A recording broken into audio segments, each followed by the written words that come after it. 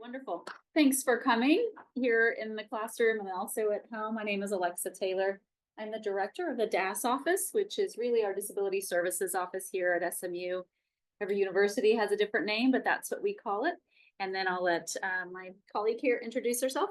Hello, I'm Valiza Patterson. I am also an academic coordinator, and I do all psychological cases. So we have a team, and I'm going to introduce our folks here, and then we'll get into some meat of the subject. Our topic is diverse learners in the classroom. So hopefully you all came for that topic, and we'll fly through a couple of first slides just to make sure if anyone is new to SMU, you know who we are. These are our folks. We have 3 coordinators. Valiza is one of them, along with 2 others, and those are the staff that receive the accommodation requests from students. We also have a learning specialist, David Tylicki, who works with students with learning and attention disorders and autism. And he really works on more one-on-one academic counseling and academic coaching. So he's not making accommodation decisions. And we have an admin. So if you call our office or email us, you will get candy. In case you need to know, we are located in the Lloyd Center, which is down at the south end of campus. We'll be there for a little while longer, and then we likely will be moving to Blanton. So in another year or so, you may find us in Blanton. So let's talk about how we work with students and others on campus. So I want to make sure we're all on the same page. We really are the initial contact for students and the primary contact. And this is for undergraduate and graduate students. I know we have a graduate faculty here. What do you teach? Graduate as well. Yeah. Our folks online, maybe they can add in the chat if they're undergrad. Yeah. We work with both undergraduate and graduate students. Students really declare their need for accommodations and support to us. We don't know about them until they do that. They do that in our system. We have a DAS link system, and that's something that you all as faculty interact with as well. And they can contact us at any point in their career here, but many students contact us before they start or that first semester that they're starting, whether they're an undergrad or a graduate student. And then we make accommodation decisions based on a thorough evaluation of everything they've provided us. So that's generally supporting documentation, information about history of accommodations elsewhere, any high stakes testing accommodations, and then their self-report. So we have all of those pieces put together. Yeah, it says, what did we cover in class last week? It's in the syllabus. What's your late homework policy? It's in the syllabus. When are your office hours? It's in the syllabus. So that's kind of the idea. I'm sure this is a mantra you guys have to say a lot in class with students, but I know that syllabus is really critical. One of the things that we encourage including is the accommodations statement that comes from the provost office. And so that alerts your students that there is a process at the university for requesting accommodations. And it's got the contact name, number, and website. And so if it's ever a student that says, I didn't know that this existed at the university, they likely had that statement in every syllabus that they had at the university. So we want to see that in all syllabi. We have undergrad people teaching in Undergrads, Zoom. great. Yeah, wonderful. UNIV. Thank you. When we make accommodation decisions, we do put those in an accommodation letter. It gets shared through the DAS link system to you. And I think it's helpful to know for faculty why you get them when you get them. Even if a student requests their letters to be shared with their faculty, let's say they do that in June for their fall faculty, we do not process that request until right before school so that you don't get a letter notice in June for a class in August when you've got a June and a July class to kind of mix through. So we try to encourage students to wait to do that right before school starts, and then they can do that at any point in the semester. So you may get an accommodation letter in August, and you may get one in September and October and November, and you're really only obligated to provide those accommodations moving forward from when you receive the letter and communicate with the student. Okay. Some of the ongoing work that we do, implementation issues. That's really working with you if you have any challenges in implementing the accommodations in the letter. So if you're not quite sure how to implement extended time for a pop quiz, you might call the coordinator whose name is at the bottom of the letter, and talk through how that might work for your particular course. If there are disputes, if a student is not satisfied with receiving their accommodations in a course, we might work through that with them and the faculty. We have a lot of parent involvement with our office. We discourage them from contacting you all, but they do contact us on a pretty regular basis. And our philosophy is very much that we deal directly with students, but we often include parents when, one, there's a FERPA, two, it's necessary. And, you know, if it's a scheduling thing, we're generally going to work directly with the student. If there's an issue, or maybe it's an onboarding of students, you know, the student doesn't know our system and they're trying to get things figured out, we would often interact with the parent. And then on the other end of it is if there is a problem. That's often when we're interacting with parents the most. I mentioned our learning specialists doing the academic counseling and coaching, so that is happening in our office. We do a good amount of referrals into the community for students. We definitely teach advocacy skills. We really want students advocating for themselves and try to encourage them in how to do that. Question, when you say referral, can you talk, what do you Yeah. mean? Yeah, sometimes students might think that they might need to be evaluated for a learning disability or ADHD, or they might need a therapist or a psychiatrist. We generally don't have referrals for things like medical specialists, but for evaluations for learning and attention disorders or maybe autism, we have a provider list of folks that have done a really good, thorough job for college age students, and we can refer folks to them. And that's providing the name and number. We don't fund those. Is it possible for a teacher to see the provider list in case there's a need? Sure. I mean, I sure. know they would go through your office first. Yeah, but we just- have a list we're happy to share with you. Yeah, our admin generally is the one sharing those names. Usually she hears from the student to find out what is their need, and then kind of, you know, tailors the recommendations of here's some referrals. Maybe they say they really need someone in this area, or maybe they live in Fort Worth. We've got a few referrals in Fort Worth. If it's for autism, there are certain folks that are excellent at that and others that really don't delve into that evaluation. So it's usually most helpful for us to talk to them. Also, Counseling Services does some referrals as well. So they are great at referring folks, and they often will factor in insurance and location a bit more.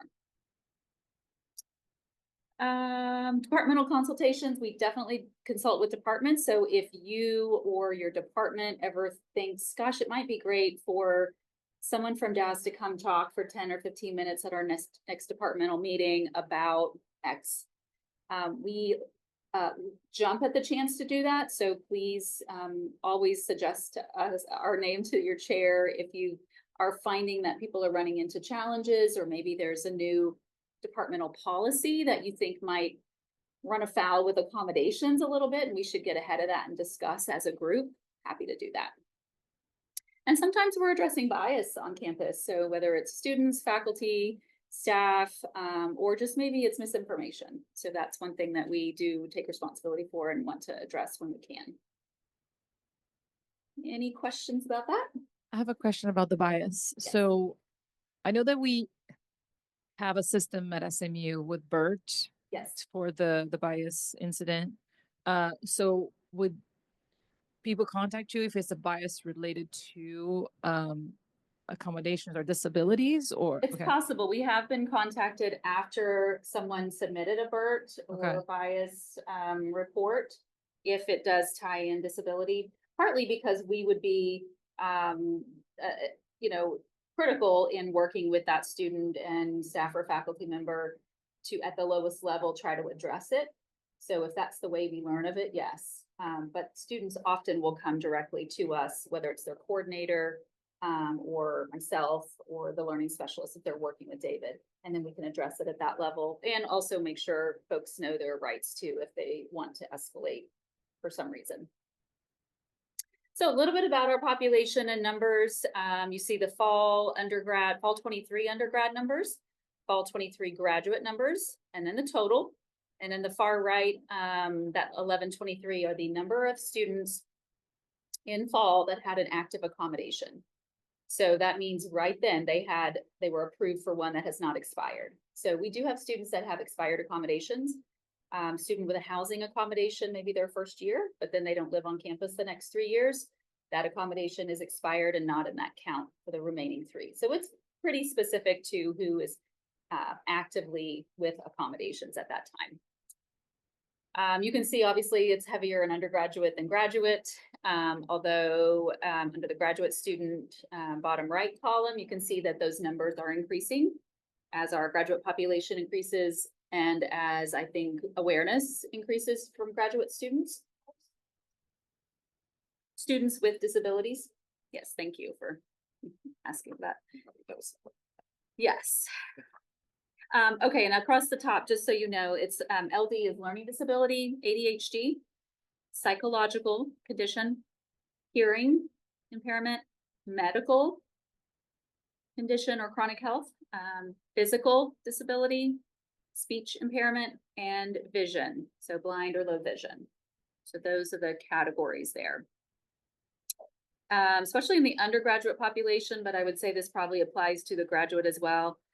Psychological and ADHD are 2 categories that have been ever increasing in the last few years. Others are a little bit more stable. With these numbers, there was about 13% of our population of undergraduates had an active accommodation. Obviously, much smaller number at the graduate level, but the needs are different at the graduate level. There tends to be less test-based kinds of challenges, lots of reasons, but we are working with more graduate students as we go along. And we are seeing more complex needs, especially more housing needs, which ties a little bit into the medical conditions and psychological conditions that continue to increase in their being brought to our office. So any questions about those numbers? Just interesting. A little bit about just kind of the trend over the years. This is from fall of 17 to fall of 23. And the undergrad is the bottom and the top section is graduate students. So we saw a dramatic increase through COVID, as most people did for a lot of things. And we've kind of tabled off there a bit, although still, I would say significantly more students working with our office than, 5-6 years ago. And the percentage has gone up as well. So, and as our enrollment goes up, of course, our totals will go up, but then the percentage increases. So that's our reality and very similar to other universities.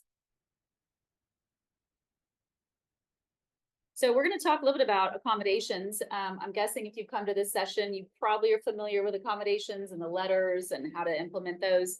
So Valiza will hit on this a little bit and then get into some things beyond accommodations, which might be why you are really here. So she'll talk a little bit about this. Perfect. Thank you. Hello. So on this side, so I don't block it, these are going to be the ones that are most common. And so pedagogically, when you're looking at what is common, these are what can work for multiple different diagnoses, especially once you start to layer them. What are not as common is when those diagnoses start to layer, and that's the reason why double time. So when I say a layered diagnosis, that means that they have ADHD, anxiety, depression on top of maybe a learning disability. And so the process deficits or the cognitive deficits are at a higher level when we get into this area of things that are less common to receive.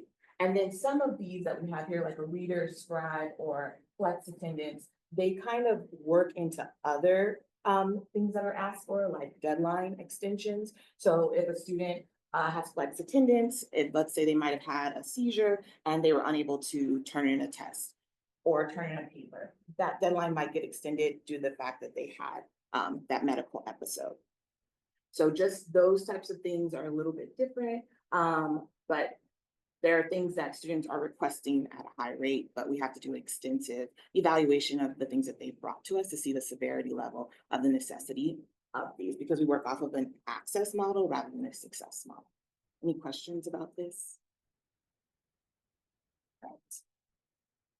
So with this, I always say, as being a previous educator, it's really important, some of the things before you even know that you have a student that might need accommodations is to work through your own department of like, what will you do if you need to implement those accommodations? And you're already set up so that when the student comes to you, you're kind of not scrambling. And when you have that conversation with the student, you can already give them the expectations of things that you need from them or things that you need them to meet at. Maybe you need them to come to class a little bit earlier to get their extra time due to the fact that that room is not always available for you, or you have someone else that needs to test that student because you need to be in a different room. Just thinking through these ideas beforehand, before the student sits down with you, it can allow them to adjust to what the expectations are with those accommodations and kind of meet the things that you need so that it's not like a big haste to get in place. So when you're thinking about space, time, some of those questions are important to ask students because they might be thinking, hey, I'm finally in the moment, I'm answering these questions, but they're not thinking about, oh, I have a class right after this. And you're saying, hey, you can just stay later and take this. That'll help students be able to communicate with you better about that. Also, when you get down here to slippery slope, I'm going to go into some things that are about pedagogy. But if you know that you're putting something in place that's an informal accommodation, something that is feasible within your class, but you know it may not be something that's feasible for other professors to do, it's really important to state that for the student, because if they might get in your class, they might be like, I need it in another class, especially if it's something informal that you see within your class. This would make it a little bit easier for the student to be able to participate and it works with your class. Allowing that student to be aware of that and understand that rather than like, this is an accommodation that you can get everywhere at SMU, because it may not be as reasonable in other classes based upon the expectations of that curriculum. That's where we talk about that slippery slope. Any questions about this part? We also want you to know you have those resources with US University Testing Center. I think it's a really great resource to be able to support you if you know that you have classes back to back and it's going to be a little bit harder to do that extra time. A lot of professors that I know that I've talked to, that they do is they put all of their tests in the University Testing Center. That beginning part of the semester, if they know that it's going to be a struggle to be able to find space and time within it. And so that they already have the test kind of ready to go. And so then once they get students that do need it, they're not trying to get a spot because the testing center is becoming really popular.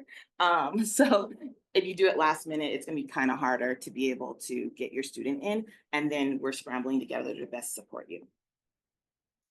Right. What is IAE? So IAE is going to be our department that will give you a little bit more information about is what you're putting in place reasonable. And so you can be able to contact them to be able to support you. You can also contact the DAS coordinator. I would say it's really helpful to contact us just because we know the student, we've gone through their file. We can be able to answer some questions and things that come up after you've had a check-in. And then the students, if you think additional things are happening that might be just outside of diagnoses and you're not really sure what's happening, being able to do that check-in would be really helpful. This is also for temporary injuries. The student breaks their arm on spring break, something of that nature, and they might need a scribe. I'll just mention, if you're not familiar with IAE, Institutional Access and Equity is the office, and they are in the Perkins Administration Building. They also provide accommodations for employees. So as an employee, if you ever need an accommodation or someone in your department, and you're kind of scrambling to get a proper desk or a work environment that's necessary for that person, IAE would be your contact. They are also who a student might go to if they were dissatisfied with a DAS decision. So that does happen. Sometimes we don't approve something the student requests and they appeal. They're not satisfied with that decision. They can file a complaint with IAE on the basis of discrimination. Great. All right, we're going to talk a little bit about autism spectrum disorder because I think we hear from faculty that they're wanting more information about how to work with students who might either present with symptoms that you think might be related to autism, or they've even shared that they deal with autism. So this is a small but growing population at the university. Sometimes they don't affiliate with our office because they may not feel like they need traditional accommodations. Maybe they don't think they need extended time, but they might need something like, I need to be able to get up and leave the classroom if I'm kind of feeling overwhelmed. So they don't necessarily see that as an accommodation, and therefore they might not connect with us early on. Only when maybe there could be an issue or a faculty member points something out and says, hey, why don't you talk with the DAS office? Then they might affiliate with us. So that does happen. but we are working with more and more students with autism. Some of the challenges that we do see with some students, this is not across the board, but things that might resonate with you as well, is some students with autism may have trouble with change. Communication issues is sort of paramount with autism, so maybe expressing needs or asking for help. Often auditory processing while visual information is going on, so this multi-sensory simultaneous kind of processing can be challenging. We do find some students with autism will really ruminate and get stuck in some negative thinking, and it's real hard for them to get out of that. So if they're supposed to be thinking about high-level finance while they're also sort of stuck in a thought process, they're missing some things in class. There could be some rigidity or this cognitive inflexibility. So it's this way, and I can't understand really or process how it would be anything but this way. So that can be challenging.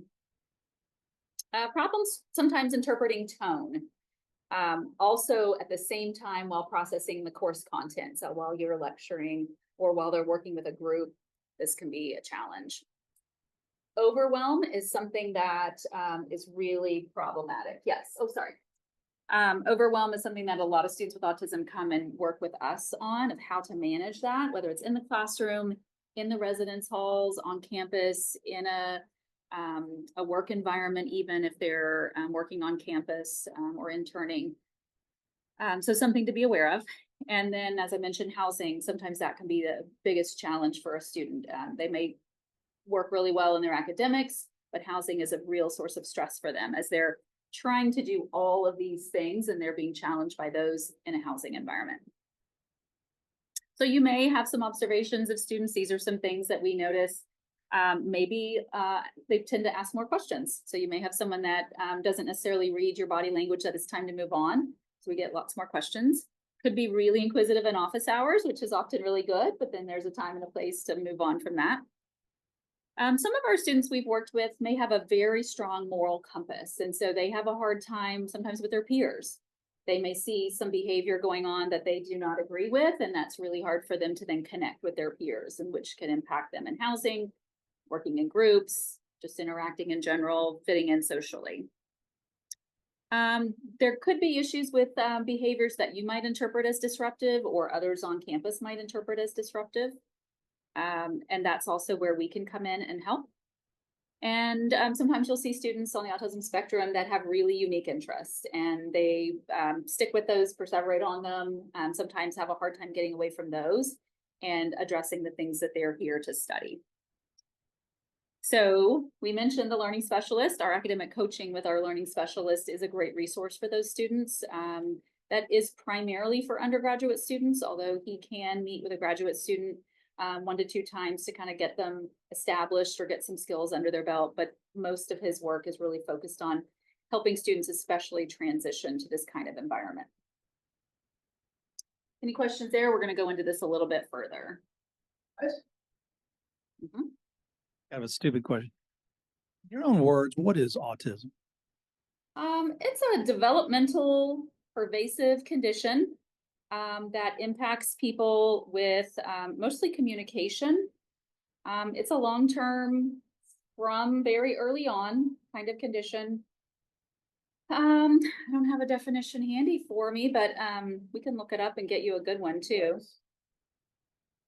I mean, usually our students present with, again, communication challenges, verbal prosody issues, the way they speak, very concrete often. So the less concrete kinds of things in life are more challenging to make sense of. I have a definition from Perfect. the National Institute of Mental Health. It's a spectrum disorder. Autism spectrum disorder is a neurological and developmental disorder that affects how people interact with others, communicate, learn, and behave. Although autism can be diagnosed at any age, it's described as a developmental disorder because symptoms generally appear in the first 2 years of life. That's when they appear. Yeah. Typically. Also, I would like to add that it's about social norms as well. And so that's the reason why in the first 2 years, if you're a family that talks about cultural social norms at all times, you go in the store, you don't touch this, you don't do that, it's harder to be able to notice it because the student has learned how to basically mask in areas because they've been taught the skill rather than this is their own innate decision-making in the moment. I'll let you take that. So I am coming from K through 12, so I've got to see autism from 4 years old all the way up to what we're at now. And sometimes students do get diagnosed way later in life. I had a student just the other day that got diagnosed at 24. So they're working through their day and they're here on campus and they're figuring it out later on. So there's sometimes not a good way to be like, that's exactly how every single student that has this disorder is going to act, just because they might have learned things and ways to cope or get through life that works for them, but they may not be automatically making the same choices in the moment that you would assume someone that age would be making, or how they would understand something as well. So with this is some of the pedagogy that I've used in the classroom as well. Also, it is some things that I think can be able to support. You'll get this. That's the reason why there's a lot of stuff on it, so that you can be able to add to it. I have highlighted things that are important the same way that I would suggest would be a really good thing to start in some of your PowerPoints so that someone that is neurodivergent can follow along with you of what's important. So when they're not understanding that tone piece that we're talking about, they can't follow along after a while of just getting to know you, that like, oh, your voice inflection happened here. So that means this is something really important. I should probably write it down. They're not getting through those types of patterns at the same level. So if you are with this first one, you want to be clear and have a structure. So I always say that most important piece is like being consistent. Every single slide might look very uniformed so that the student from that 16-week within that semester, they know what to look for each and every single time, creating that predictability. Because the more chaos it is within that time where you move from one topic to the next, they're unable to follow along and jump back on with you. Compared to someone that is neurotypical, they can definitely do that in the moment. Also, sometimes they have auditory processing issues. So it's being able to process what you're saying verbally. They sometimes need to hear it, see it, and sometimes even do it before it actually becomes something that is a process or cognitively understood. So that's where I highlighted some points that I think would be important. I like to use colors that don't feel intimidating, but it also makes sure that you're catching your eye to what might be important. Making sure things are very explicit. Instructions being up here would be really helpful so they can be able to see it if you ask them to do something as well. Sometimes those check-ins with disruptive behaviors, sometimes they might want to have a topic. You said one word and now they want to have a whole conversation about that topic with you, especially if they feel comfortable or the class is a lot smaller. So you can be able to have those check-ins with them and figure out what works. If you need them to talk less or you need them to talk more, having those types of conversations. 2, you want to minimize the sensory overload. So that's why this is black and white. The only thing other than on here is yellow, so that they're not seeing a lot of things and trying to figure out all of those things at once. This could also be that these are all things as well that are rooted in pedagogy, but they're also students here at SMU that have requested accommodations that we would say would be informal things that'll support them within the classroom. So we also have students that might be wanting to wear noise canceling headphones. There's some really new trendy ones out that can be able to get rid of all the background noise, but they'll be able to hear you more intensely as the lecturer, but they won't be able to hear people next to them, or they might want to sit closer to the exit. So these are things that you're just not all students that wear headphones now. They probably want it for noise canceling. It's more of a check-in. We tell students to also come and talk with you so that they're asking, saying, hey, this is something that's an issue. We wanted to show you that there are students that are trying to make things work for them when they know that there's a lot of noise from just small things, from candy wrappers being opened or someone using their pencil a certain way, or they tell me how their students breathe. So these things are really intense for them in the moment. Want to use most different types of multiple modalities for learning. So that can be written, visual. Like if you have a concept that you have something that's already visual up there that it'll make them understand it a little bit better, it would be written out and then have that picture. You want to keep things really engaging for students, but you also just don't want to be flashy. So you might have a picture up there, but you might not have a GIF that's moving and has music, because that might be a little bit too overwhelming because they're trying to figure out what that's doing rather than the content that you're giving. Any questions about this one? Yeah, available. Yes, Okay. yes. We want to also talk about allow flexible participation. Some students come in and ask for accommodations so that they don't have to talk in class. And so we always go over the concept that curriculum wise, it might be a requirement for you to need to talk and speak and understand what's going on within the classroom, but they might need more time to process the information and making it a little bit more predictable for when and how they participate. Looking at alternative ways, they have some really cool chats that can be pulled, or they type it in, it shows up on the screen. It can be a written reflection that they get later. Thinking about like group work, sometimes they don't have the best skills to be in group, but they don't realize they don't have the skills in a group to be able to be at the best version of themselves with that. So having those types of conversations with them early on, we tell students to talk about the behaviors that they struggle with when they do sit down with you about their accommodation letter, but we don't have all of them. So if there are students that might have these struggles, there are reasons that you might notice something and say, hey, come check in with me. Having those conversations with them might help them in the class because they might not need formal accommodations, but they might need some of these informal things to make them be a little bit more a part of the class. Then we have number 5, we want to support the executive functioning and just reduce the overwhelm. So like once things start just getting unorganized or out of their way, everything kind of shuts down. And then when we talk about that ruminating concept, like when they get a grade and they don't actually know what their next steps should be, that would be the planning and the organizing on how to get that grade higher. Those small conversations are really helpful with them of explaining what could be their next steps within your class.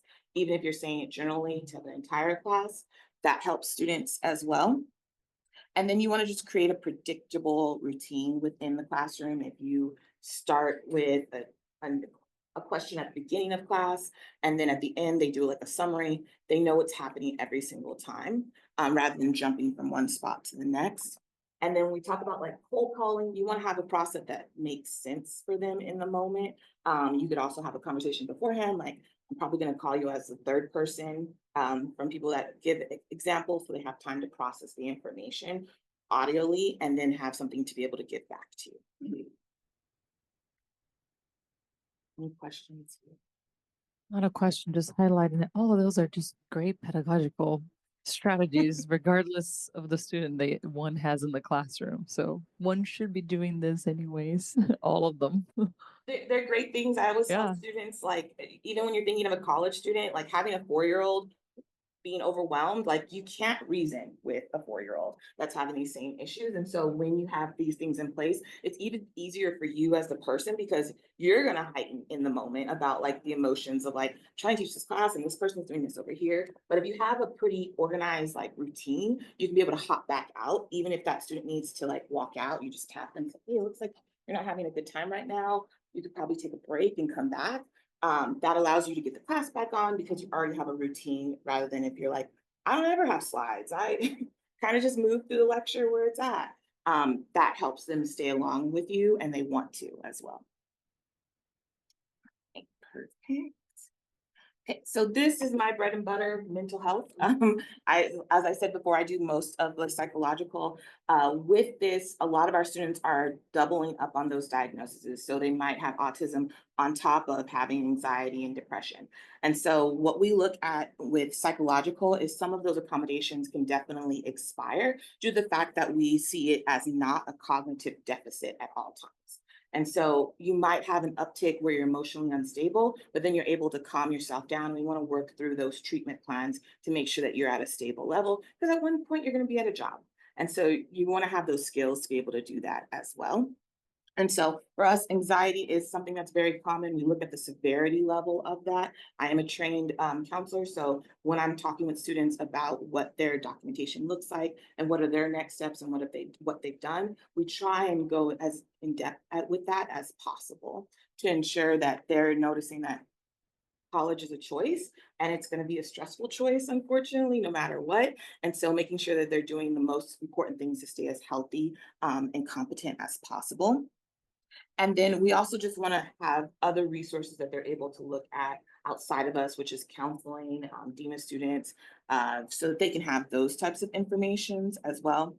Sometimes attendance expectations can be conflicted with this. So I always tell professors it's really good just to think through your plan. If a student does come to you and said, hey, I had a mental health episode, how are you treating that connected to the other things that you have as either makeups? If you do no makeups for anything, no flu or anything of that nature, that's the same way you want to treat that. But if you do different things for the other physical sicknesses, you want to think in for your curriculum what's reasonable.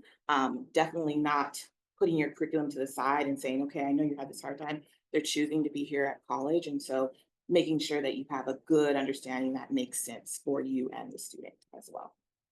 And then also just, you can call me if the student says, hey, I have this issue and you want to know, is the student in your system? Do you even know about them? You can definitely do that as well. I definitely don't go too far in detail about their medical stuff, but I can tell you ways that work because I have such a long conversation with them about things that have worked for them in the past in the classroom. And then we have rare cases for mental health where flexible attendance is implemented. We want to make sure for mental health, it's most important that you keep routines. So anytime that is implemented, that means that that student's at such a high severity case, we're trying to keep them from going into a behavioral unit as well. And so those are those rare cases where flex attendance is put in place to see it's like that last glimmer of hope. Any questions with these?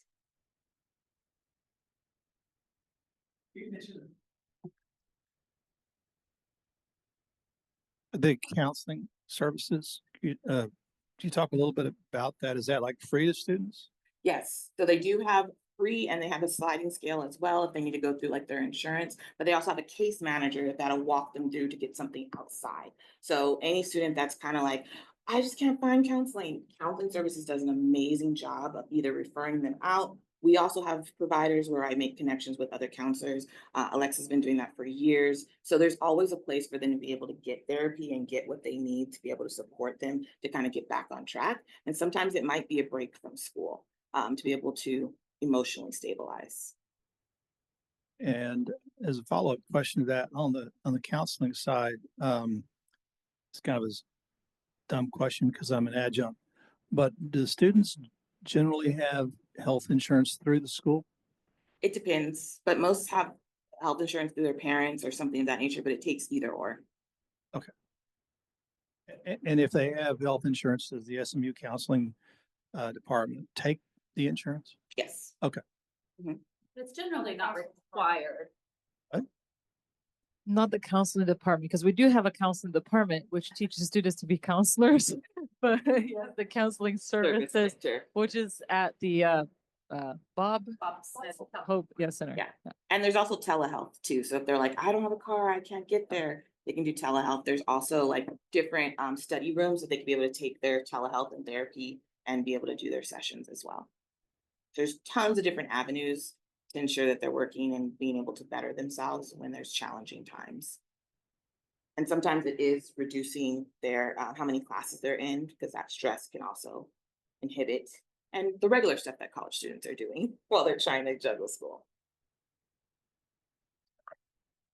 All right, I think I will just mention these as we're getting close to our 10 minutes or so left. So if you're thinking about questions here in about 5 minutes, we'll save time for that. There are additional support services through our office. There's a reading and study skills 2-credit course that our undergraduates can take. We also have a student organization that is meant for students with learning, attention, or autism. So learning disability, ADHD, or autism diagnosis. And you'll hear that we're hitting on those conditions a lot because those conditions tend to be more of a challenge in a less structured environment like college. Whereas some other conditions might be similarly impacted or impacting the student in high school and college and in the work world, those conditions tend to, and they also tend to benefit by the support that we provide, which is the coaching, this Students for New Learning peer group, and the credit course that we mentioned. So lots of resources. And at counseling services, yes, their services are free. They have psychiatry and they have individual counseling. They also have group and the online telehealth. And then they have some workshop style. So lots of resources for folks on campus. Just to hit on a few things, digital accessibility, when we think about our students, especially with sensory conditions like blind, low vision, deaf, hard of hearing, and then those that all benefit from some good organization. So in Canvas, I just ask that you please put the syllabus in the syllabus section. That's really my big ask. If we don't have to dig for it, and we often are with a student as they're trying to get oriented to their courses and trying to find basic documents. So really good to put that in there and put it in the simple syllabus system that SMU asks you to include it in. And then really look at your calendar in Canvas. So calendar on syllabus should match up with the actual calendar in Canvas. That one helps. Right now we are on Zoom, and there is a wonderful function that started a few years ago. It is auto-generated, but it is captioning. So you can turn that on. You do it in your settings so that every Zoom that you host, the user can then turn on captions. So just change it in your settings, and then in the future, all of your Zooms will have that capability. It's fairly good. It is not perfect, and it would not be sufficient if we had a deaf student here or a deaf participant. We would then need to hire someone to do captions that are much more accurate, but that is a great option for lots of people. So do that at the least. And if you have films, videos, find those with captions or work with our office. When you've got images in PowerPoints and on your websites, creating alt text for those images that would explain what the image is. So if it's a graph that signifies the import-exports of China, explain that in the alt text so that a screen reader for a blind user can then listen to the text describing that image. Otherwise, that information is lost to them. Imagine that you might have a screen reader user. So those are usually they work through with the keyboard, they tab through, and the order that you put things in is important. And there's lots of resources through OIT on campus to help you if that's needed. And then also think about third-party vendors. If you're using another site or off-campus vendor for something within your course, we need to make sure that those are accessible to folks. And when you say, what does that mean? Well, we think about, can a screen reader use that software that you have started employing in your class? Here's a great session that OIT and we, I think, hosted, or there's a number of sessions there. So that's one good resource to turn to. Any questions about digital accessibility?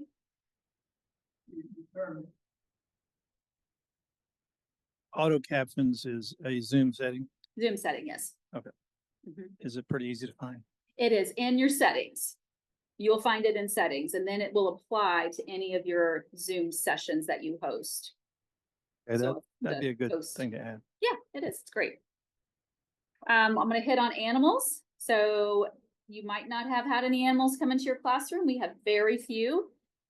Those would be service animals, service dogs more likely, but there are things called emotional support animals as well. Those are going to be animals that are approved as an accommodation through our office for a student who lives on campus in their residence hall. That animal would not come with them to class. So the only animal that is allowed to come to class with a person or go to the dining hall or go to the Blanton building would be a service animal. And there are a couple of inquiries to determine, is this a service animal? I've got them here, but it's usually best for my office to be the one to ask these questions and check in with that student. Sometimes there's some follow-up questions to ask if the information we get does not line up. And there are times where someone might misrepresent an animal or think they're a service animal when they actually are not. And so we do not want that animal in the classroom or moving around campus, because it puts a legitimate service animals that are highly trained for that person with a disability at risk. So we are real careful with that. But when it's appropriate, we want them to be allowed to go with their handler because they need them. Just a little comment that I just saw on Zoom, the PowerPoint also has an option to turn auto-generated captions while in present mode. Great. So something to consider if you're using PowerPoint in your class, you have a microphone, you can turn that and it will create closed captioning. Good deal. That's a great tip. Thank you, Sarah. So this is our last slide, just a few reminders. We do have things like this, sessions, sometimes webinars on disability issues. As I mentioned, we are happy to come to a department or a small group within a school or program. We also have a commission on this campus. It's called the President's Commission for the Needs of Persons with Disabilities. And it's faculty, staff, and student representatives. It's about 35 people. That does report to the president. And so we talk about significant disability related issues on campus. Our office, the DAS office, provides a faculty newsletter, and that is in the works, and it's going to be probably in your inbox in a couple of weeks. So keep an eye on that. It's about 3 pages. It's got some really good articles. One of them coming up is what is the interactive process? You've never heard of that? Might want to read it. Another article in there coming up is how would we determine double time over time and a half? It's an interesting one. So those are great for faculty to educate our campus staff and faculty, actually both. We also have an award that Students for New Learning, which is the student organization I mentioned, they honor 2 to 3 faculty every year, those that have gone the extra mile for students with learning and attention disorders. So that operates out of that group. And students are nominating faculty as we speak. So that will be something coming in the next few months, are the winners to that. All right, so we have presented what we wanted to share. I want to give you guys a chance to ask any last questions about working with diverse learners in your classroom or in your program. There are some challenges at the graduate level that are a little different and unique than compared to the undergraduate level. So we have a coordinator, her name is Gina Teray. She is assigned to every student who comes to our system requesting accommodations in the graduate schools. So for the most part, she works with all of the graduate programs, and that's given her an opportunity to really dig in on some unique programming challenges. She's worked with the counseling program a good amount with students who are in the master's in counseling program or doctorate psychology as they're doing clinical work. There are some additional things to think about. When we think about labs, sometimes there's some additional challenges, internships, teaching responsibilities, all sorts of things that are a little outside of the normal extended time for tests kind of accommodation. So we are here to walk through that with you all too. I had a case where a student on one-on-one conversation in my office, he said, having difficulty. I know I have ADHD, and I'm struggling. And I said, have you looked into DAS? And he said, I don't know what DAS is. And I had a pamphlet in my office. You should seek out help. And because he was also having trouble with mental health because all this stress that was accumulating. Our program is known to be very stressful. And was Cox and law school probably is similar. Those are our highest numbers of graduate students that come to us. Yes.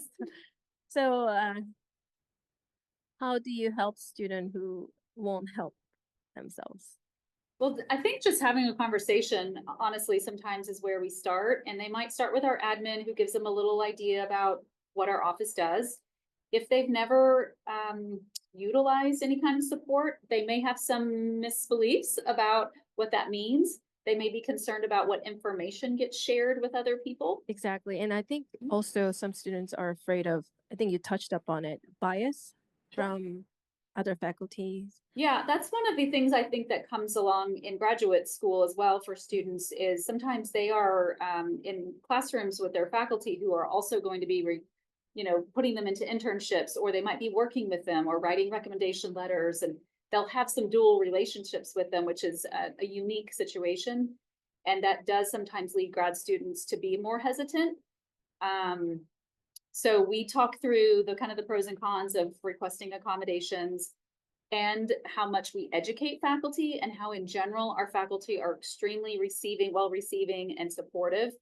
And if we find someone that's not, we dig in and work with them to try to make sure they have a lot of good information and they can understand what the purpose of accommodations is, how it does not provide advantage, our careful decision-making. I mean, I think once people understand what we do, some of those perceived biases may melt away, and that might be a better situation for students. And also, just having the conversation of what behaviors is causing him to feel like he's overwhelmed. Like, what are the things that he's doing, especially if he's like, I have ADHD. What are some of the coping skills that you've used in the past that have helped you in this time, so it might be, maybe he's not putting enough time aside for certain types of assignments that he's working with as well, and so being able to be coached through some of those things could be helpful too. Yeah, I think coaching faculties is definitely the key to like help them understand how DAS can help them to be ready for jobs, because especially graduate school. And I think one of the comments that I heard was, you know what, we're graduate school, and they should, we're teaching kind of real world scenarios here, and if they can't handle some of the things here, they probably won't be ready. I heard that type of comments. I'm sure you've heard that too. How do you respond to that? Well, we don't have a med school here, but I'll tell you that students in med school get accommodations just like they get in the business school and the law school. So we all have to keep in mind we are in an educational setting. And yes, as we get further along in programs, especially master's and doctoral programs, they are much closer to the working world, and there are different expectations. So there may be an accommodation we approve at the undergrad level that we do not approve at the grad level. And sometimes it's in collaboration with the department to determine that is actually essential, and we are measuring that. Or, you know what, we're not measuring how fast they answer a multiple choice question. We need to know that they understand these theories and that they can apply them. Okay, so let's go back to the accommodation is actually reasonable. So really kind of walking through how to make those decisions and help departments and professors with individual courses ask themselves those important questions: is what is fundamental? What am I trying to measure? And would this accommodation alter that in some way? Or would this just give me a better opportunity to measure the student's knowledge and abilities? Which is really what we want to know, is what do they know? And if they can't get to the end of the test, they probably are not showing you what they know. You know, where it gets trickier is, you know, a person student teaching. And if it's expected that they have a knowledge of math, because they're going to be teaching math and they have to go student teach math, there may not be an accommodation to say, you get to use a calculator. They might in their calculus class or their stat class, but they might not in their student teaching. So there are some obviously real world challenges that folks with disabilities do have to think through in the careers that they select. And also just the difference between what is content and what is cognitive load. And that's being able to build, you can build skill on cognitive load, less likely to build content if you're teaching. So from the letter I have received in the past for DAS accommodation, other students are not aware that they are receiving the accommodation. Is that correct? Well, it depends. Let's yeah. imagine they go to the testing center in Cox and Jill McGinnis has them in a room with 5 other students. There is no way we can guarantee that they are totally anonymous. Okay. But no, it is not, there's not a name on a list on a door. Okay. Right. So it is confidential, but there are some need to know in order to implement. So a lot of the curriculum that we have, especially, I mean, the entire 2 years, it's group work. Yeah. And project-based learning. Sure. And if an individual who needs accommodation, if other students in that group aren't aware or aren't knowledge in the area, you can accommodate, but they may find that as to them, to their own benefit. They're like, oh, it's just like, why is this person not understanding, you know, what we're talking about? They may be frustrated. So what as faculty member can do to help this situation? I think sometimes we already assume that people know how to do groups. And so what I always start with a front load of expectations and what those norms will be within the group so that the students know what to do when they get to a level of frustration. So if they don't know that they're supposed to come and talk to you, or maybe they're supposed to have a break as a group because they're just overloaded with how much stress is there, they don't have those expectations beforehand. So as an educator, I would always think through the group work and like what happens if it doesn't work, if it's not meshed, if they're sitting with someone that they don't need to be around. Especially a student with autism, they're not going to be able to completely verbalize what the issue is, and they may not know that they're the issue either. And so being able to have some of those where it's possible or equitable to be able to put like roles in the group for what's happening, and then being able to see how they mesh together. So I might try a group for a little bit together if there's time and see if they even vibe to be able to help each other out. So group work is very sensitive in that regard. And then having, I know it's a little bit kid wise, but it really helps students is I statements on what's going on and telling them like sentence structures of how they can be able to work through conflict. Because once the conflict happens, your frontal lobe is on, and it's really hard to kind of push through your emotions to say the right things. So you need to keep it as simple as possible. So being able to have some of those I feel statements already up there, where you're naming the behavior and then you're naming what you want the person to do next, allows them to have an easier way to talk through those group work beforehand, and telling them get to it before it's like blowing up, because it's going to help them have better healthy relationships. So we are at times. We are past time. I would like to thank everybody for attending. Thank you guys. Mine Thank you. as well. Yes, Please come back, ask us more. yes.